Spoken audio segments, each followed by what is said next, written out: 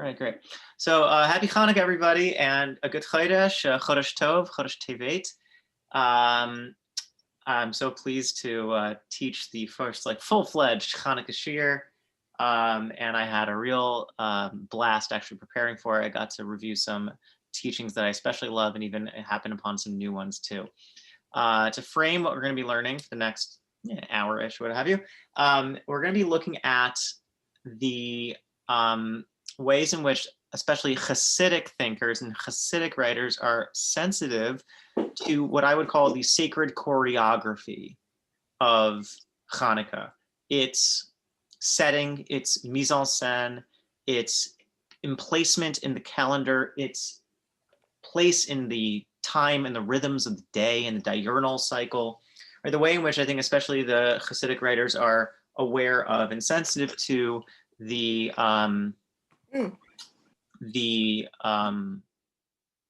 let's say the settings and the experiential dimension. So we're going to be looking at some really powerful and deep teachings in that regard. But as always, and as I keep on insisting, just because we want to get to the cake, we have to eat our vegetables too, right? For us to get to the mystical stuff, we have to make sure to go through the lechem and basar, right? The bread and meat, or bread and meat substitute, if you're a vegetarian, of the Talmud.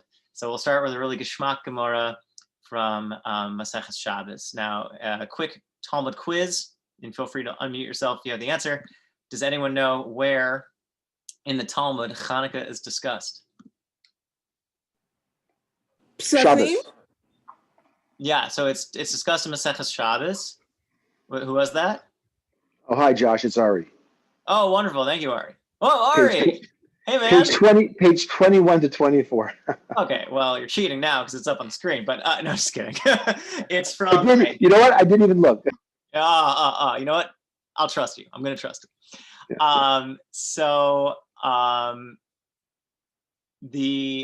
Yeah. So it's specifically in the Parak of Shabbos, in the chapter of the tractate dealing with the Sabbath, which deals with the laws around Shabbos candle lighting.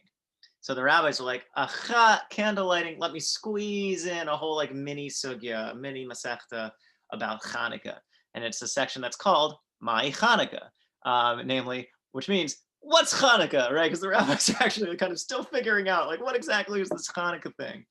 And as we'll see actually later in the text, Chanukah is like the last thing that gets figured out in Judaism.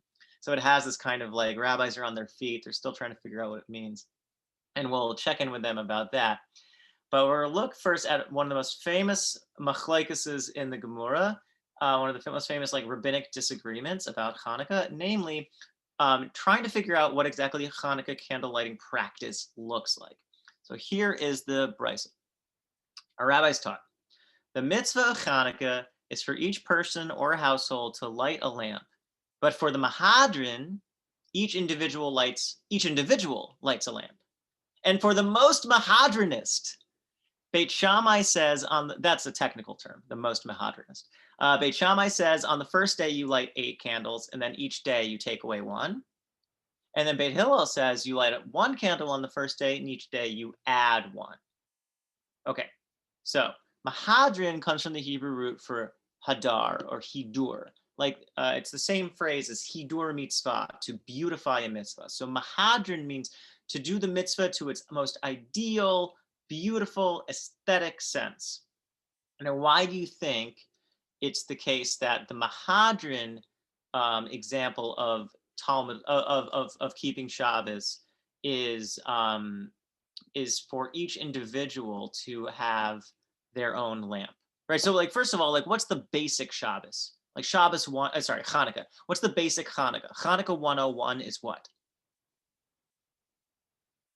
1 menorah per family, lighting one light, starting with 1 and then adding 1 each day until you reach 8. Close. Yeah. Isn't the basic mitzvah just a single candle? Yes. So it's 1 candle, 1 household, 1 day, right? You light 1 candle first day. The second day, you also light a lamp, right? So it's easier to think of it as actually being a lamp rather than it being a candle, right? Because nowadays, it's like a little thing. Why wouldn't you just have a lot of candles? Mom, your picture is not helping in this moment. But if you just think of it as having a lamp, right? It's like you light your lamp, and that's what you're doing is you're doing Chanukah, right? You're bringing light into the Chanukah practice. Mahadran, though, is not just for a household to have a lamp, it's for each member of the household to have a lamp. And then Mahadran, Mina Mahadran, right? The most Mahadranist are those who not only every individual has a lamp, but here we have the machlokes between Beis Shammai and Beis Hillel. Beis Shammai says what?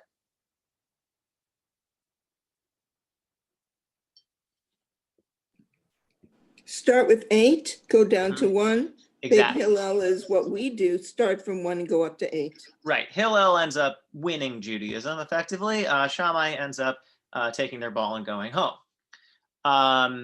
Now, what do you think is the difference between the suggestions of Beit Hillel and Beit Shammai? To me, it feels like Beit Hillel is adding to the mitzvah and the joy each day. Each day you get more light. I honestly can't see the point to Beit Shammai unless you feel that the first day is complete and you've like celebrated it, but why you would be less each day, I don't know. I don't see it. I think the one where the candles would decrease is trying to mimic, like the oil would be burning down and burning down and burning down. Oh, Maybe. interesting. Okay. That's an interesting idea. In a different, in a part of the text that I didn't cite in the one that we'll look at next, actually. Josh? Yeah. Mhm. I also have a question. Like, if I don't know if it might be a little bit inappropriate for this class, but I was thinking of as far as the sphirot go. When you're going down, you're going from Bina to Malchut, and when you're going up, you're going from Malchut to Bina. Wrong class, So, Ari. like, You just missed the Kabbalah class. Come on. I missed that one, maybe. So, did you talk about that? Oh, yeah, no, but keep on going with your question. No, so I mean, when you look at the Omer, when you're counting the Omer, you're starting at Chesed, you're going down to Malchut, Okay. Sheba Malchut. Very And, nice. and on Sukkot, the Yushpizin start with Abraham, which is Chesed, and then with David. So you're going down. So I was wondering, like, what's happening, because we're moving up in Hanukkah towards Zos Hanukkah, which is Bina. And but is Bina and Malchut, they're both on that same sort of arm in a way, connected to the two hays of Hashem's name. Anyway. Yeah, Okay, I I'll mean, let there you we're go. getting into maybe something a little bit more technical, but but I continue to believe that you're cheating in some way, because this the Chabad text we're about to look at actually brings in what they see as a very important parallel with the Omer. But I think you're hitting at something quite right, namely when we think of the way in which there are mitzvahs in which their choreography progresses. It Right? must be the later Hanukkah that's coming. There's a notion in which we're building up to something, whereas maybe Beit Shammai is saying, in a way, it's not that we're building down to something, but rather it's more mimicking the way in which something starts with fullness and then gets channeled down. Whereas with Hillel, right, we see actually it's starting with a little and we're building up, we're moving up. Right, so yeah, with the dynamics of the Omer, as we'll see, with the Omer, you have you start up top and you move all the way down, whereas with Chanukah, you start down and you move up. So I think that seems to be what you were getting at, Ari, yeah? Although I'm bracketing like the technical Sphirot discussion because it gets us a little bit in the weeds, but yeah. But we're gonna be like we're gonna be good like Chassidim and like kind of really in a sense go for the more dynamic, the more like kind of versus the kind of more technical particulars. Okay, so can everyone still see? Actually, I'm not sure that Zoom helps. I'm gonna bring it back. All right, great. So this is from the Alter Rebbe's commentary on the Torah, which is called Torah Or, and it's specifically on the first two books of the Torah, Bereshis and Shmos. So he has a discussion, and actually the first contrast he makes, which I decided not to include, is between Sukkot and Chanukah. And that actually contrast is quite elegant because Chanukah, as we know from the second book of Maccabees, is modeled after Sukkot, right? The Hasmoneans weren't able to celebrate Sukkot because of the occupation of the temple by the Syrian Greeks. So in a sense, it's like a make-up Sukkot, kind of like a Pesach Sheni. They started Chanukah. But the difference is that with Sukkot, what you have is these huge offerings called the parim, right? You offer all these bulls. And the bulls, you actually start with like a big group of offerings of the bulls first, and then it tapers off as it goes down. And the Alter Rebbe says like, that's what Beit Shammai was thinking Chanukah was like. But no, because actually Beit Shammai, because they weren't accepted as halacha, misread, in a sense, the dynamics or the choreography of how Chanukah works, like the function, the spiritual function of Chanukah. So we'll look at this here. So he says Chanukah isn't like that, as it is from the rabbis who continued this disclosure. Now, one of the essential aspects of Chanukah, which isn't the focus of this year, but it's something I want to actually teach later in my life, God willing, is actually how one of the essences of Chanukah is that it's a rabbinic holiday. It is not in the Torah. And the nature of Chanukah and its power is how minor it is. Everyone's like, oh, Hanukkah, it's a minor holiday. It's not Christmas. Yeah, but its power is in that it's minor, because it is the product of what I like to call the holy chutzpah of the rabbis to generate kedusha, to generate some kind of sense of holiness. They decided they had the right to do that, to invent a holiday that is, Rambam says it's called like the most dear holiday, like lighting Hanukkah candles. You don't see that language anywhere else in the Mishnah Torah. There's something very powerful and very important about Hanukkah, and yet it is invented. That something we create can actually still be so powerful and so dear is a really essential aspect of what makes Hanukkah so special. So they're continuing this disclosure, this gilui. And in extending this gilui, this disclosure, this revelation of God, right, in the rabbis deciding to extend it into a new holiday, such a great revelation can only reach the depths by, at first, going little by little, ma'at ma'at.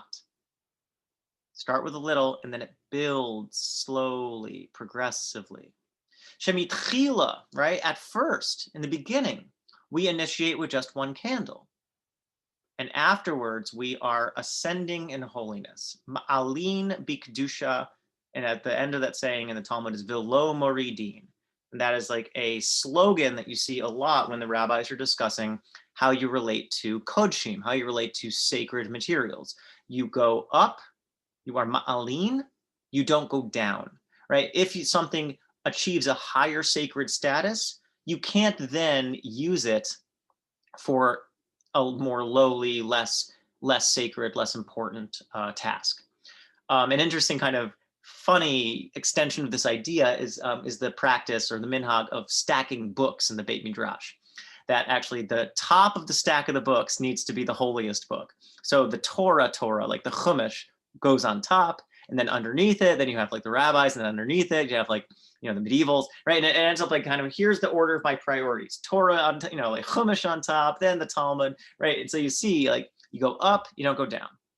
And it's a way of treating something with respect and treating something with the respect it deserves. So you go up, you don't go down. We increase the light gradually, right? We go up in holiness. We go one light, then two lights, then three lights, then four lights. We don't start with a bang and then taper off and diminish at the end.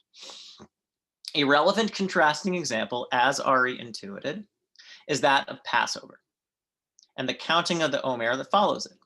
For on Passover, there was an awakening from above. And the Kabbalah students here might remember that phrase, an itaruta dila ela, right? There's awakening of divine flow from above. And that means God's initiating it from God's side alone, in which God revealed God's self to the people of Israel in Egypt, right? The basic idea of the redemption from Egypt during Passover is not that we earned it.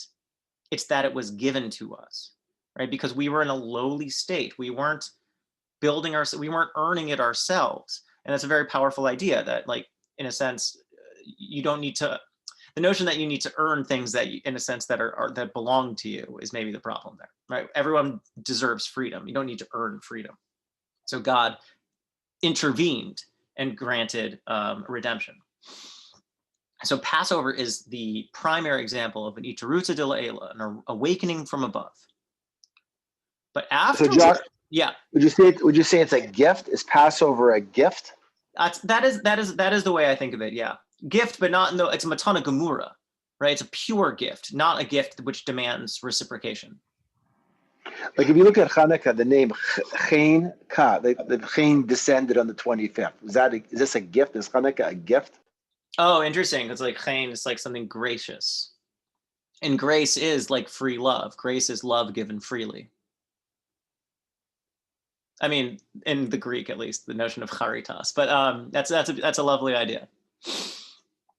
Yeah, I think that. But we're going to see though that Hanukkah, because it's a rabbinic holiday, has a different kind of character to it, and we'll see that.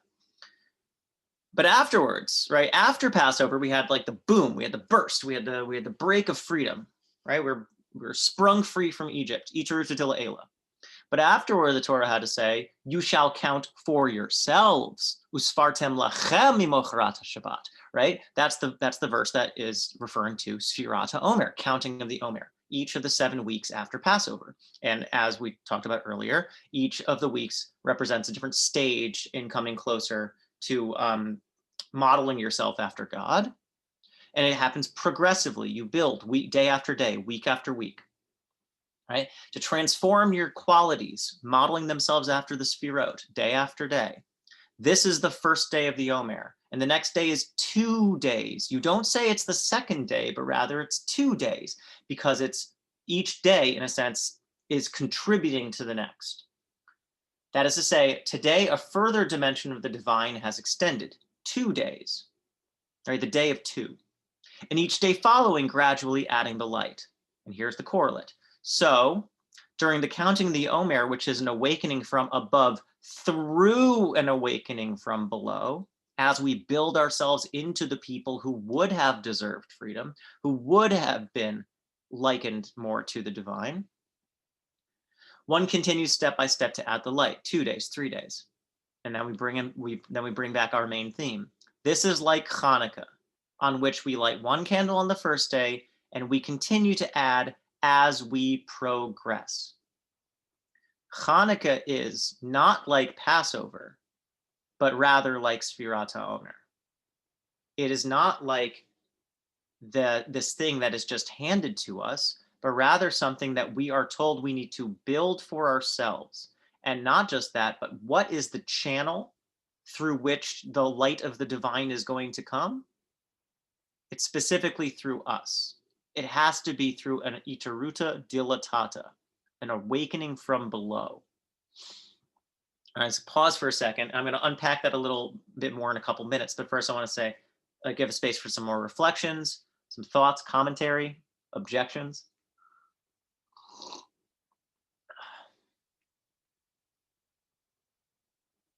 Okay, so one of the things I want to unpack here is, I think that what the Alter Rebbe is hinting at, which is that in the model of Sfirat HaOmer is that it's gradual and processional.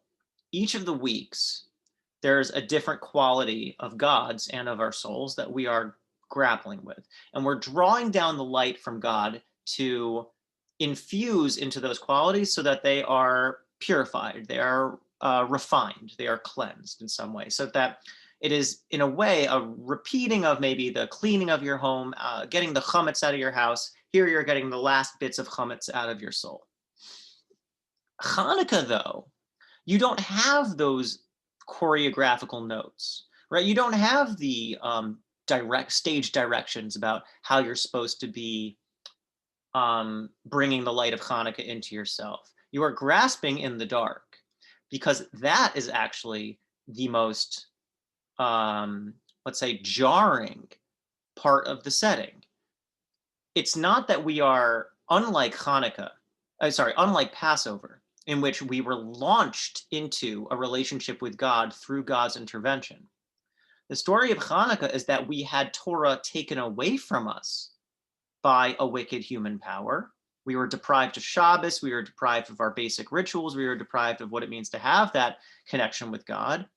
And how were we able then to retake it? Not through intervention, but by human initiation.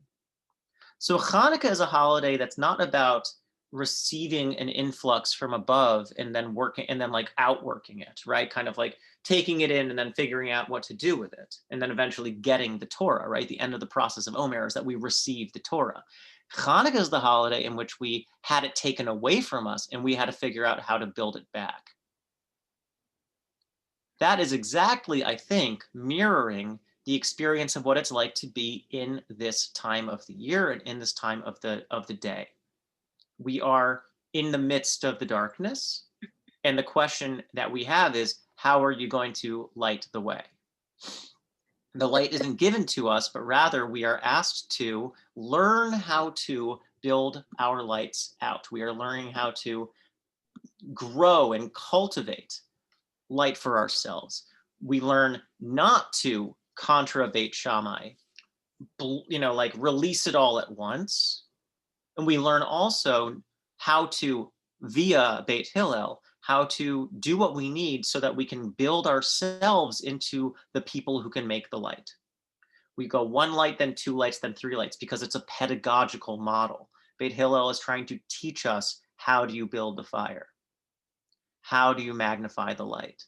You don't let it go, you don't let it just release without a sense of cultivation or care. You learn how to cultivate it. You learn how to build it.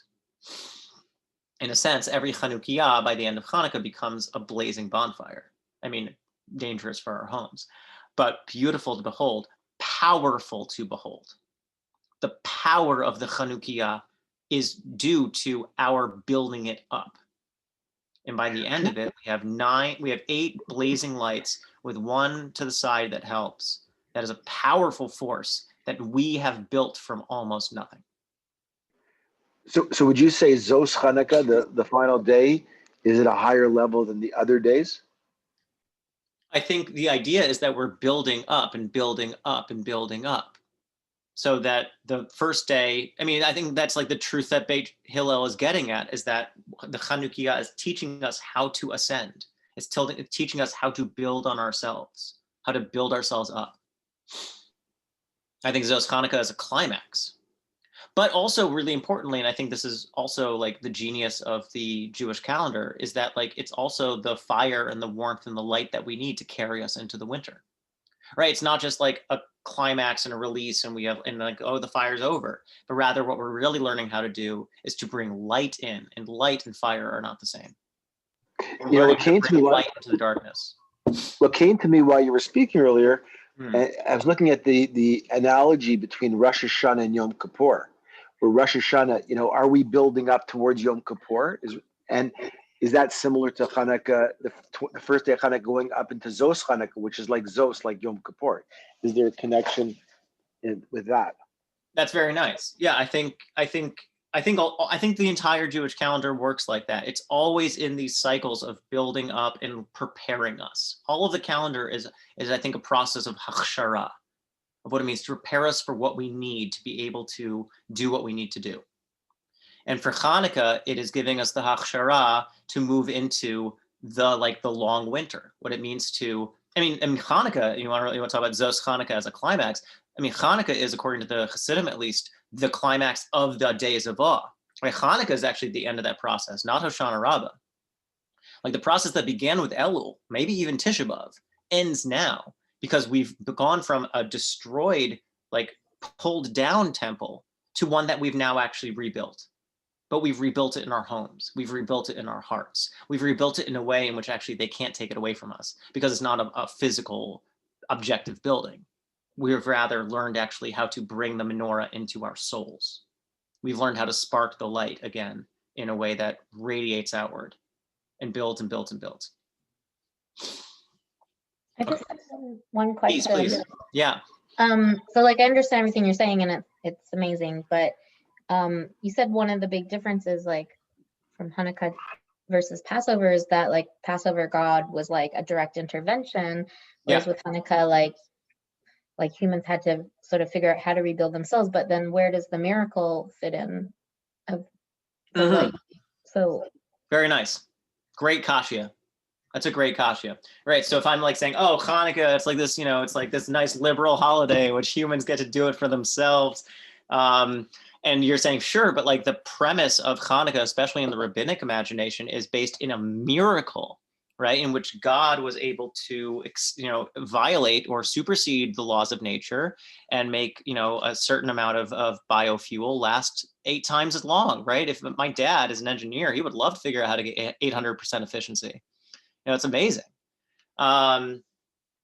So how are we able, in a sense, to jibe, or how are we able to reconcile, let's say, the notion of iterus dilatata, right? This awakening from below, the human initiation, and also the sense in which God is still present and God is still assisting and God is still intervening, the iterus dilatela that comes out of that. Now, back to the text in the Chabad, I think actually it's intuiting something that you're intuiting as well, Susie, that it's an iteruta dilatela through an iteruta dilatata.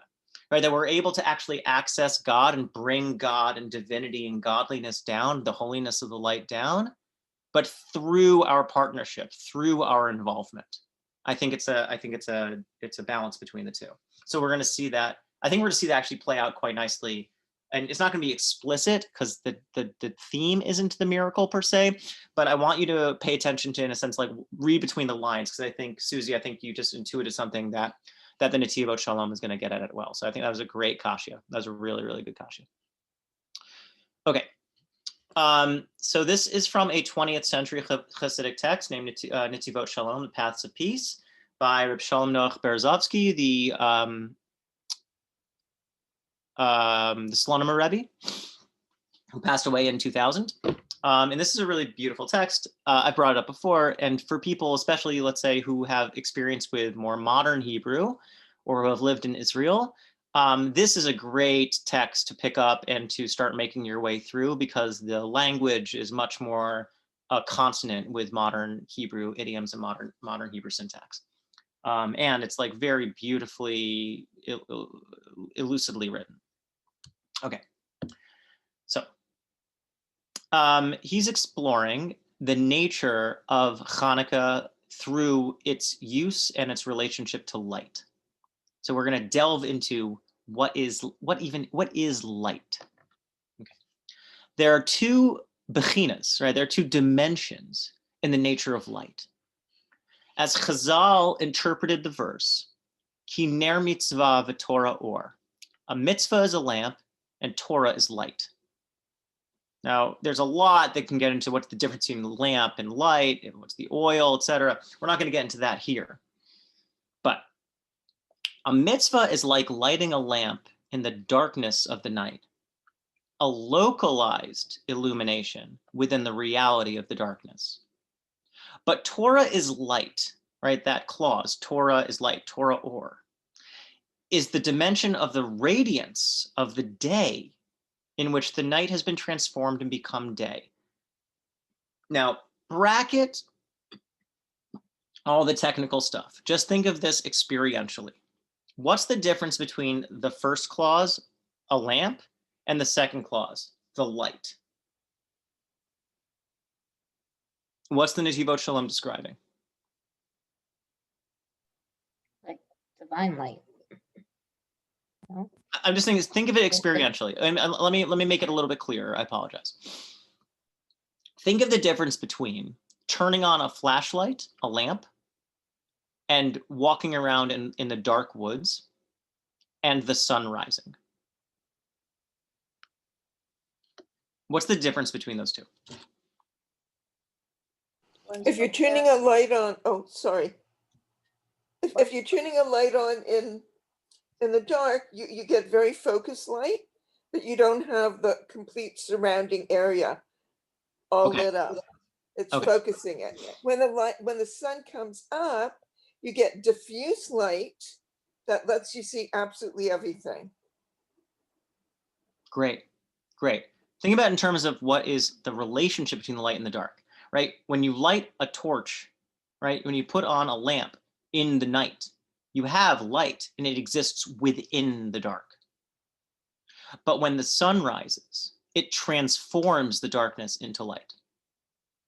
Right? That's as the sun progressively rises, the sky brightens slowly, right? The moon fades, the sun comes out, right? Night is transformed into day when the sun rises, Torah or.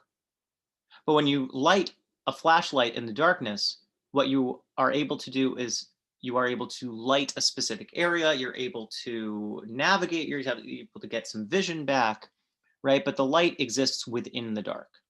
Okay, two very different relationships.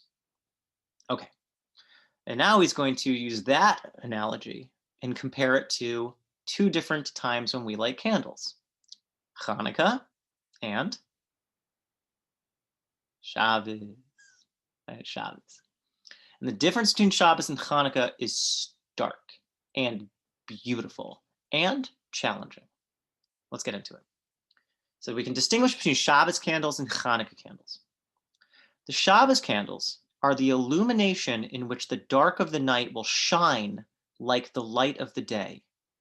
Now it's worth noting, Shabbat is called Me'ein Olam Haba. Shabbos is called a taste of the world to come. On Shabbos, we are taken out of everyday life, and it's like we're in a whole different world, right? Everything is bright, everything is white, everything is beautiful.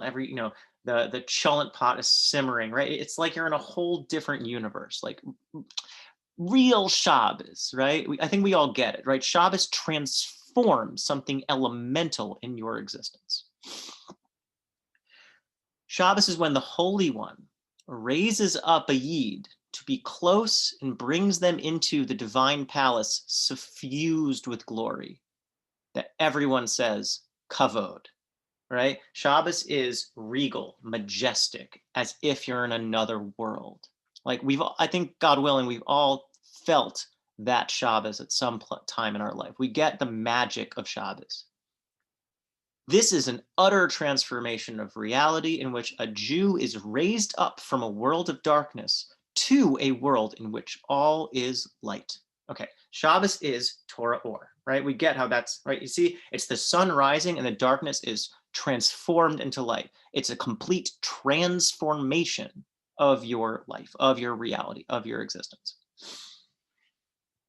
But the mitzvah of Chanukah candles is at night.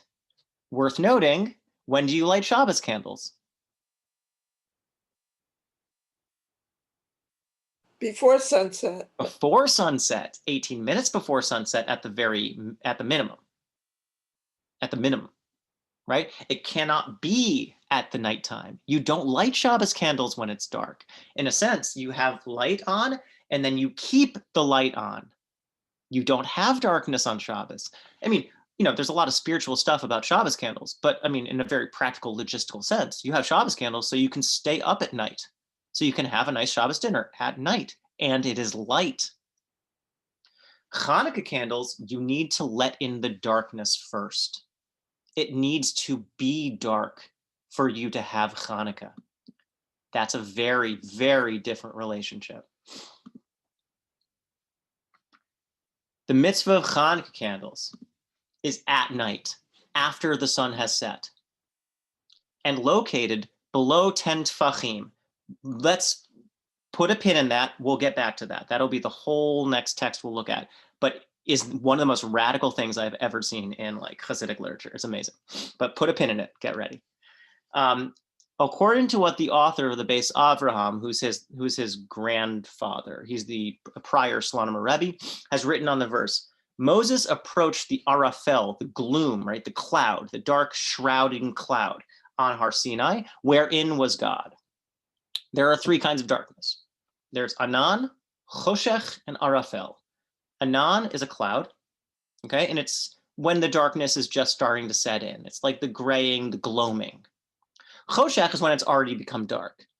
But Arafel, says the Beis Avram, is darkness so thick you can touch it. It's like velvet. That's the deepest, thickest darkness that Moses approached, that Moses went into. Moses revealed that even within the gloom, there too the light of God dwells, with God's particular attention. So what's the Gilui that the Chabad Rebbe above referred to? It's not just that the rabbis are saying, there was a miracle, or there's a holiday. There's a literal new revelation that is occurring in Chanukah. It's a new idea that only Chanukah is telling us. And the idea that Chanukah, the truth that Chanukah is telling us, is exactly in the times and the situations that seem like God is absent, that seem like the darkness is thickest, there too, in some way, is God's presence. Even though it doesn't seem like it, even though it is the deepest, thickest, dankest darkness, there too is God. Okay. And I want to be clear. So Gilui literally means revelation, like what the Torah being revealed at Sinai. What is being revealed through Chanukah, through this challenging day in which we needed to fight our way through darkness and make our way back, was a realization that, as Susie was insisting, in some way, God is there too. That God is in some way sparking this, helping us, intervening in some way. God is there. It's not just humans doing it on its own. It is in some way still a relationship. There's still God's presence and participation. All right, we're going to connect it explicitly to the menorah here. The light of the menorah, when the temple was still standing, was a dimension or a representation of the verse, the land will be illumined with your glory. Ta'ir aretz mikvedecha. Then the light of God's illumination in the hearts of Israel. Then the light of God illuminated in the hearts of Israel all the darknesses of this lowly world.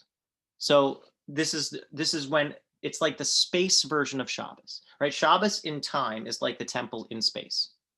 Shabbos is a time in which all of the light is brightened. All of the darkness has been transformed into light. The temple was a time in which the menorah shone into every single heart and soul of the people of Israel, banishing away every dark corner, chasing away all of our fears, showing us the truth and the manifest presence of God. It was like it was naked in front of our eyes. That's what it was like to have a temple. But Chanukah is about what do we do when we are prevented from having a temple? How can we take a temple back? How can we build our own temple again? The light of Chanukah is of a kind with the light of the menorah, right? Actually, the Ramban says that the Chanukah candles are actually a bechina of the light of the menorah from the temple. It's like a mikdash ma'at. It's a small sanctuary we're making in our homes. Each and every home has its own menorah now, right? That's the basis of the Chanukah mitzvah, according to the Gemara. Each and every household is now a mini temple. Everyone has their own menorah. It's incredible. It's like a very subtle thing, because it's like Hanukkah, again, it's like this kitschified holiday, but Hanukkah is immensely spiritual, an immensely powerful thing that we've now transformed our homes into small sanctuaries, small personal sanctuaries. But its purpose, right, the Chanukiah's purpose is to disperse light within the darkness, below the 10 tfachim. Again, we'll get to that soon. In the low places, the dimension of illuminating the night, v'ya'er es halayla. For Hanukkah is the last miracle, lighting up the darkness of this long and bitter exile. The dimension of lower than 10. Again, we'll get to that soon. And it is in this particular situation that the Hanukkah candles illuminate our darkness.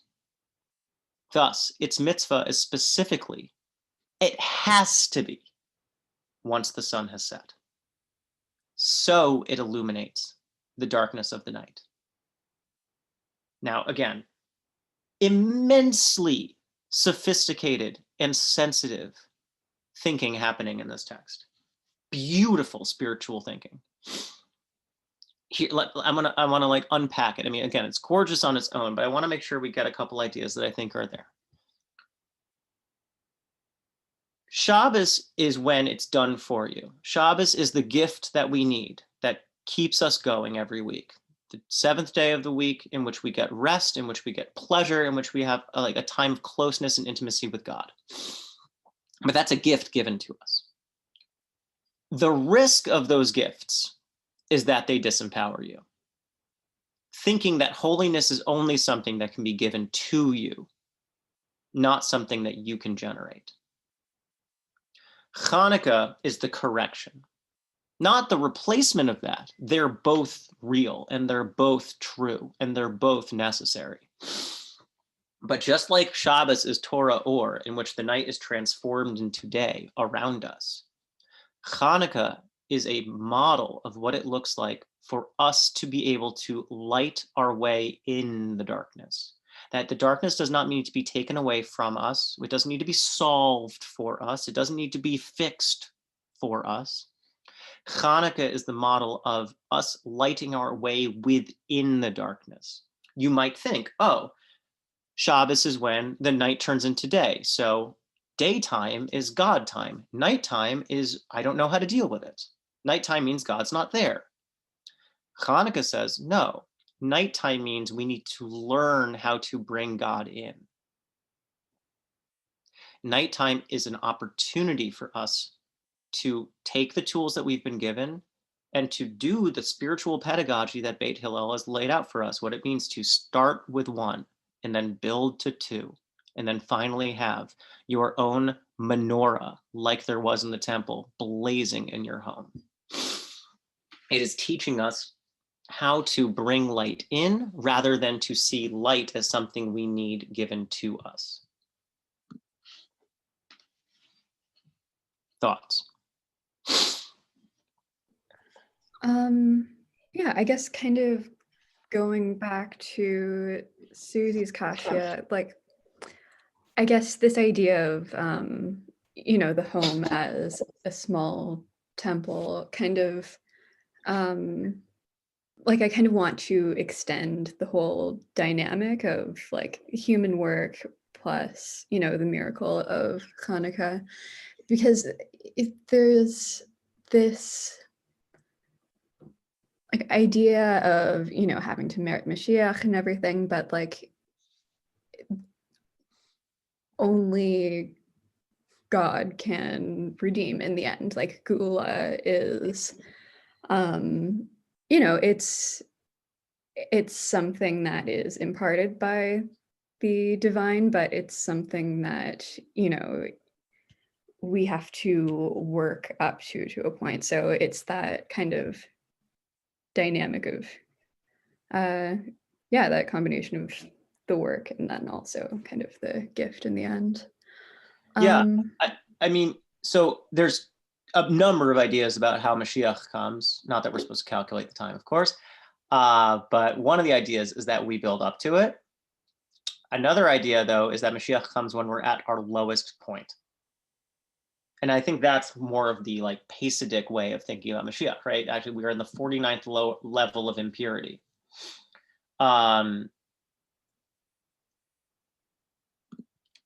Versus, there's like a middle ground to say, actually, the way to also bring Mashiach is if the whole world kept Shabbos twice. But I think that's an interesting balance, right? Because it's not just, there's an idea actually like the first Shabbos, fine, but the second Shabbos is actually like really sealing the deal. Right? If you have like one Shabbos, it's God doing it for you. The second Shabbos is actually you learning how to make Shabbos. Zachor v'shamor. Right? On one hand, Shabbos happens whether you do it or not. On the other hand, I think we know the difference between making your cholent and not making your cholent. Right? Shabbos might happen, but the question is, have you activated Shabbos? So even in Shabbos, there's a sense in which we're still needed for sure. But I think here what we have is, and I want to bring back this lashon of gilui, of revelation. Chanukah is a paradoxical moment of revelation. And it too, and this wasn't an accident, that's why he used the language of Moses approached the darkness. That's happening at Mount Sinai. Chanukah is a Sinai-like moment because it too is an emergence from a deep and thick darkness. But what it's showing us isn't that God is granting us from top down a code of law or practice. Rather, it's showing us that we can draw up from below and grow and cultivate holiness from within the darkness. That the light doesn't need to come to banish it, but rather that we can dwell within it and then build and cultivate and build that fire, build that light ourselves. That God's there. And the question, though, is, are we able to believe? Are we able to access it? I can't help but connect it to, like, especially when you bring it back down to how sort of Hanukkah is about us creating like the temple in our home and for ourselves and probably within ourselves. That when you think of the darkness in terms of like the Shekhinah, like the unrealized potential of ourselves, that this is like a moment where we can sort of illuminate like some of the potential within ourselves. Yeah, I think thinking of the relationship between actualizing and potential is definitely very relevant, right? The question is, I mean, like, potential is shrouded, right? Like, potential is, it's there, but the question is, it's a mystery whether it's going to happen or not. And this is learning how to bridge the gap between something potentially being there and actually sparking it, right? Actually metabolizing it, catalyzing it to come into its own. Okay, so we've talked about time. We've talked about the difference between the from God's on down version of Shabbos versus the us on up version of Hanukkah. I want to talk about space. So we've talked about the metaphor of time. Now we're going to talk about the metaphor of space. So we've referred to above that Hanukkah is unique because it is the time in which we find the light, we spark the light below 10 tfachim. Quick halacha quiz. When is 10 tfachim, 10 hands breadths, a relevant halachic measure? Again, all of this Chassidus, all this Kabbalah stuff, it's the most turn the volume up of 11 version of like regular Judaism. We got to like know our meat and potatoes. So what's these 10 hands breadths? When does that show up else in halacha? We had the holiday somewhat recently. It's the minimum height of the walls of a sukkah. Very nice. Exactly. Almost got it. It's minimum height of the schach. But the walls theoretically build up to it. So totally got it. Okay. A sukkah needs to be 10 tfachim high. It cannot be shorter than that. Why? Because as the Gemara says, the Shekhinah never descended lower than 10 tfachim. So again, metaphor, fine. But the idea is we have two zones in the physical realm. There's 10 tfachim on up, in which God theoretically comes down. But 10 tfachim on down, it's a God-free zone. God doesn't come down this low. That's where humans are, right? 10 tfachim, it's like 4 feet-ish, right? That's where the lower things are. That's where the mucky stuff is. That's not a place where God goes, as it were. Or is it? Dum, dum, dum. The miracle of Chanukah, the Gilui of Chanukah, really the revelation of Chanukah, specifically involved the menorah, whose essence was to illuminate the souls of Israel, that the Shekhinah dwells with Israel where? In all darknesses, in every situation. Every situation. And every matters when specifically you think it's not true, because that too is part of every. As the rabbi said, as if God really needs light. Why do we have a menorah in the temple? God doesn't have eyes, right? Like, God doesn't need a flashlight. God sees fine. So why do we have a menorah in the temple? It was a testimony. It was an edus that the Shekhinah dwells with Israel. The menorah isn't a light to make sure God can find God's way home. The menorah is the light on in your porch to make sure you know someone's home. And that again is from the My Chanukah Sugya, right? That's coming from the same Gemara. Thus, the mitzvah of Chanukah candles is below 10 tfachim, even though it's the realm of the klipos, of the demonic shells. The rabbi said the Shekhinah doesn't go lower than 10 tfachim, but on Chanukah, the Holy One disclosed a great revelation that even below 10 tefachim, in the deepest, darkest depths, God can still be found with Israel. This is the miracle of Chanukah. It is a revelation of a truth that seems impossible. That's specifically where you think it's not true, not possible for God to be. In some way, God is still there. But be perfectly intuited, Susie, that potential of God needs to be activated by us because it exists in the darkness. It exists specifically in a way in which in the place where it's not going to do it itself. The only way for God to manifest, as it were, under the 10 tefachim in the darkest depths is through us. Is through us building up holiness all the way back up to the 10. Ma'alin bikdusha velo moridin. God's not going to come down and do it for us. The limit of the 10 tefachim is so we learn how to live in the dark and how to light our way through it. Because if God was doing it for us, there wouldn't be a darkness. Chanukah is a pedagogical module in which every year God is teaching us, I'm here, you can find me, you can do it. You can make your way through this. Okay. A really neat spatial point about the Chanukah. Where's the Chanukah supposed to be? Lower than 10 tefachim. Don't worry, apartment dwellers. There's some flexibility about that. But where else is the Chanukah supposed to be? Usually outdoors. Outside, very good. In the wilds, not domesticated space. Where else? And when you live in Yerushalayim, it's so Good. striking. Yes. Because Where you is it see, though? the people put their menorah in a box outside the house. Good. At the And gate of it their courtyard. Where on the gate of their courtyard? Near On the left front, side. Where Left side. rabbis. Left side. Okay. The hard side. The dark side. What's on the right side? Mezuzah. Mezuzah. Yeah, Mezuzah on the right. Chanukah on the left. God above, us below. We are creating a compass, like a Cartesian field of holiness of our homes on Chanukah. We are sanctifying our homes on every side.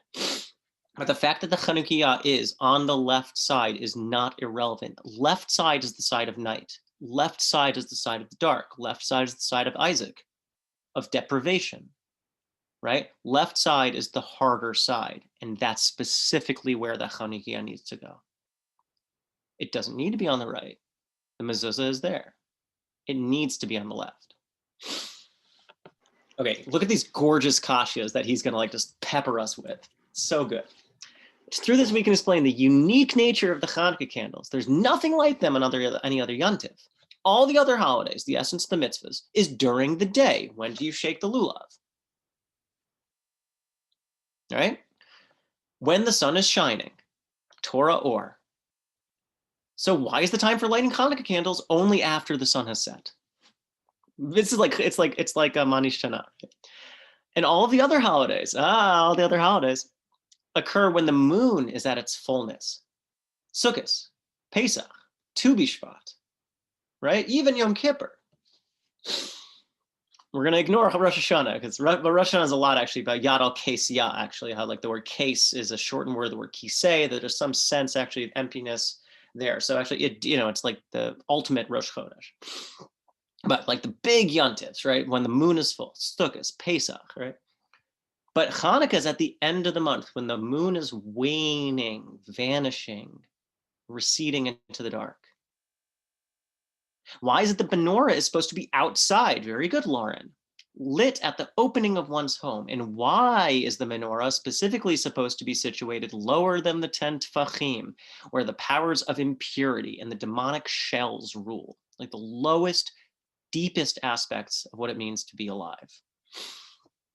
The realm of troubling desires. when the Shekhinah has never once descended below that limit.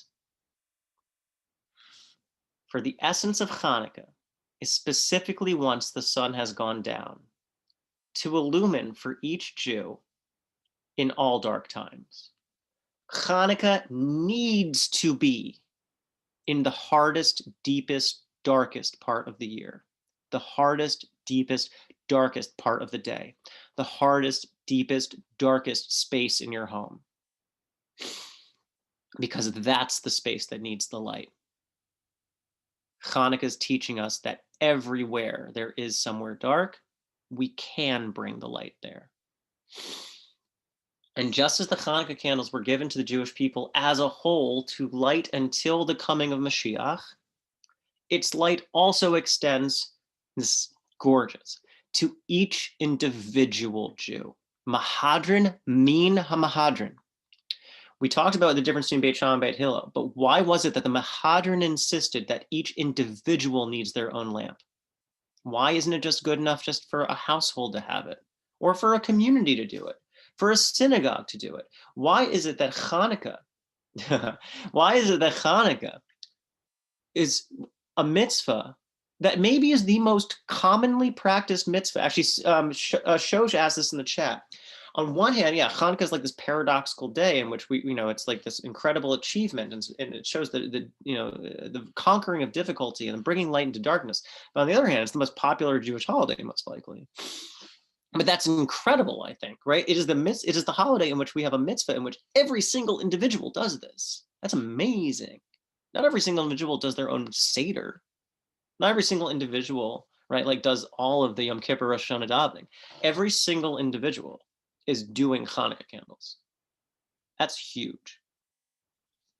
So just as the Chanukah candles were given to the Jewish people as a whole, bichlolus, right, as a general principle, to light until the coming of Mashiach, its light also extends to each individual Jew to light up their own particular darkness.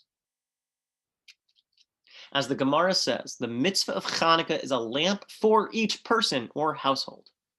Each household has its own darkness. So he's actually like reading the Mahadran back into even the first idea. Each home, each community, each person has their own darkness that they're dealing with, their own difficulties, their own klipos, their own challenges, their own troubles. But the Mahadran have a lamp for each individual. A person undergoes their respective challenges and difficulties connected to their particular home or family. We all got our own family issues. But I think actually the point is that we all have our own particular issues. Every single person has their own stuff that they're dealing with, their own personal darkness. So the mitzvah of Chanukah candles was provided so a person can illuminate the darkness of one's home. But the Mahadran have a lamp for each individual, as each individual can illuminate in their particular lives. He makes it very clear what he's getting at here, but subtle, but clear. And I want to make sure we all are able to, I think, like see the Netivot Shalom's actually quite like sensitive genius.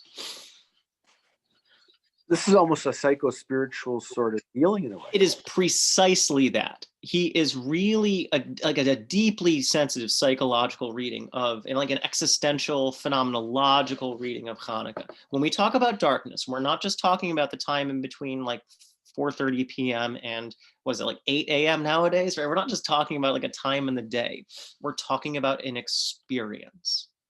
Now, the time in the day, one second, the time in the day is relevant because it communicates that experience to us, right? We have what it means to live inside of a dark time. We have the physical experiences, what it's like to navigate a dark period. But there's also the interior reality of what this darkness entails, the existential reality of what the darkness entails. Chanukah happens at the deepest, darkest time of the year, around the winter solstice, when the moon is shrinking. The moon is going away, right? I think the point actually, like, why isn't it happening at the new moon? Right, the new moon, there's no moon. I think it's worse when the moon is starting to leave. Nothing is sticking around for us to help. But that's exactly where we need to learn how we can spark it ourselves. that we are able to dig in and to find something, one candle. All you need is one candle the first day.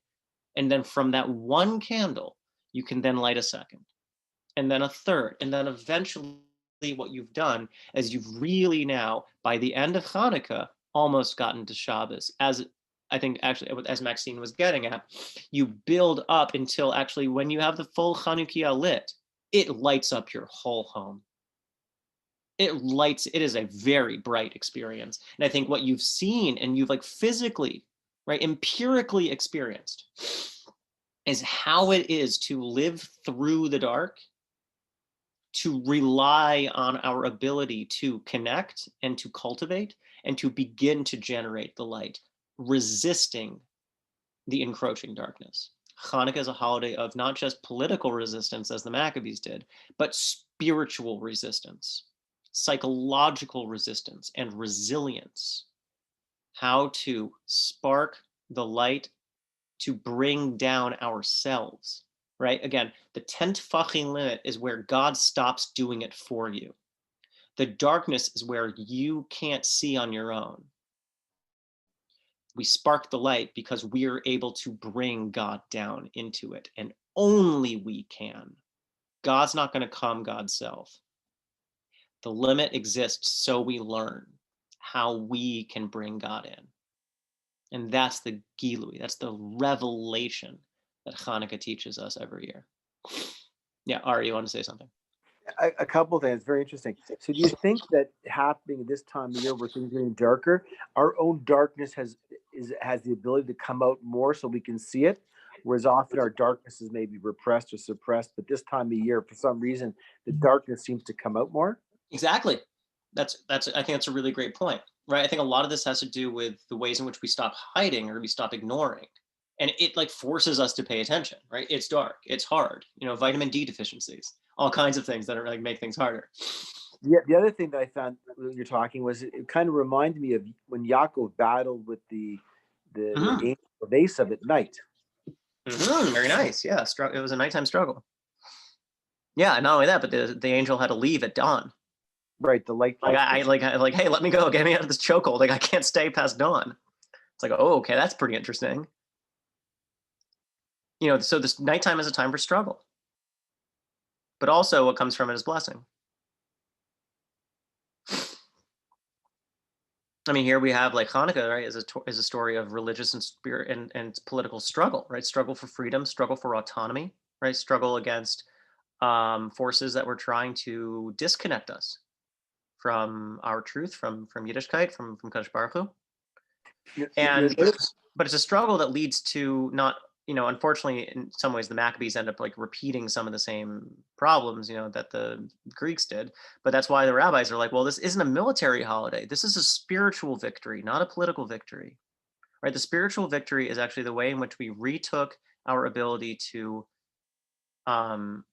we were able to reconnect with the light of the menorah, not the power of the Maccabees. You think, I was thinking too, as you're lighting, as you're going up with the candles lighting, and you're saying the Shekhinah is coming lower down. So there's two energies going. One, we're doing something that's going up, and we're drawing down more light into the deepest realms of darkness. Itaruta dil Ela through Itaruta dilatata. We're I mean, that's the Gilui, right? That's the innovation of Hanukkah, and it's daring, it's radical. That we are able to bring God where God would not go. God's stopping at 10 tefachim and like, hey, like, I don't know, that's kind of gross down there. I'm not so into it. And you're like, I believe you're there already. Like, you're coming with me. Is that from Terminator? I forget. Point is that again, it's like the holy chutzpah of Hanukkah, that the rabbis invented a holiday, that we are then asked every year to repeat that invention, to reinvent God's presence within spaces where it would not be seen apparently otherwise.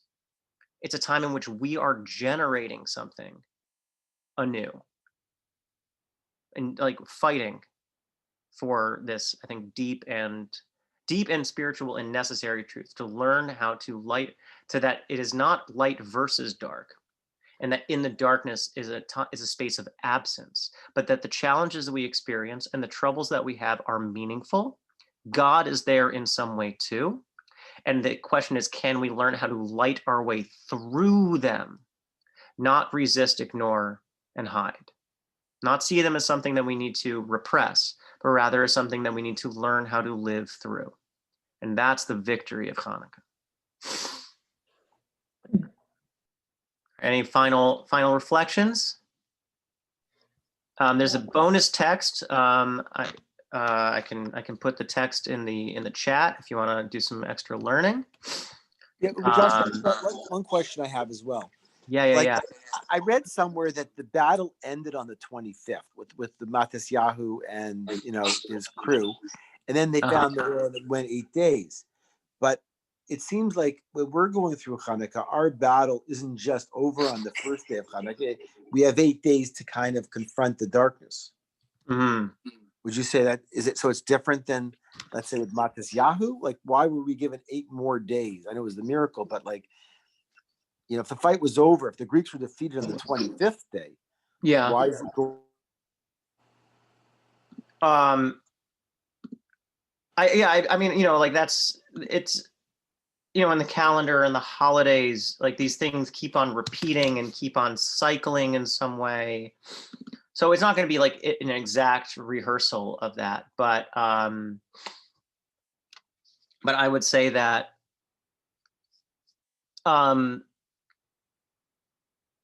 I think we, again, like I think as the Nesiva Shalom is saying, like we all have our own particular Hanukkahs, right? We have our own particular darknesses. So it might, happen on one day of the calendar or another day of the calendar. I think in some way, all of the aspects of the Jewish calendar, it's a process of hachshara. It's preparing us, teaching us how to bring in these lessons, to work on our midos in this way and have us be able to relate productively and in a holy fashion with what we are going through. So Hanukkah is teaching us every year how to be navigating our darknesses, whether they are in the calendar or whether they are just in our own personal cycles.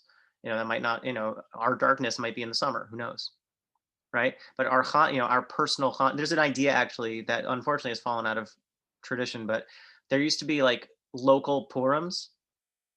People would have like local Purims and local Tisha B'Avs. The local Purim was like if you are driving somewhere and there's a landslide and it misses you by like that and you're saved, you would make a local Purim. You would like just throw a Purim. Because you're like, a miracle, Nes Gadol Hayapo, right? Like there was a great miracle that happened here and I'm going to do it.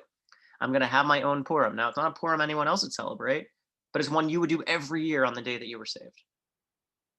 Your calendar has now been sanctified, right? It's not just an objective thing, but it's personal. It's radically personal. I find that really a really, really neat aspect of our Masorah that's unfortunately been left behind. Oh, very nice. Susie's saying it's like a yortzeit, but like an inverse of a yortzeit. Very nice. Yeah, your site is the way in which our calendars are personalized, right? Like we, all our lives are individual. They're prati. We have the klal of the Jewish calendar for every Jew, and then there's the prat calendar. There's a particular calendar of the sacred moments of our lives, right? And the way that these intersect. But I think the klal, right, the Jewish calendar, is teaching us the tools and giving us what we need to be able to learn how to process, learn how to bring in that sense of holiness and attention. Actually, the war continued for several years, even after Yehuda died. Shimon carried it on we go to the point of where the temple was at least reestablished and purified, but they didn't get rid of the solicids for several more years. So I think we also learn that like there can be continual darkness, but we still have to carry that light on with us. Of course, then you get into like the corruption, the cheshbonayim, but we won't get into that. Yeah, for sure. Okay. Thank you all so much for joining. It was really a pleasure learning with so many of you again. And keep your eyes peeled for further shiurim. We'll have another Parsha class on Thursday at 7. And Havdalah at 5:45, probably again Saturday night. Same link as always. There will be a second volume of the Kabbalah class happening in 2021, God willing. But also, I've been feeling an itch to like do something a little bit more normative, to something a little bit more, you know, a little more down to earth or whatever. So we're gonna do some rabbinics. We're gonna do some like good, like meaty Gemara or halacha learnings. Keep your eyes peeled for that too. Shkoyach, happy Chanukah, a lichtikin Chanukah, as we say in Yiddish. Have a light-soaked Chanukah. Freilich Chanukah. A freilich and Chanukah. Amen, amen. Thank you. Chag Sameach, everyone. Chag Sameach. Thanks, Josh.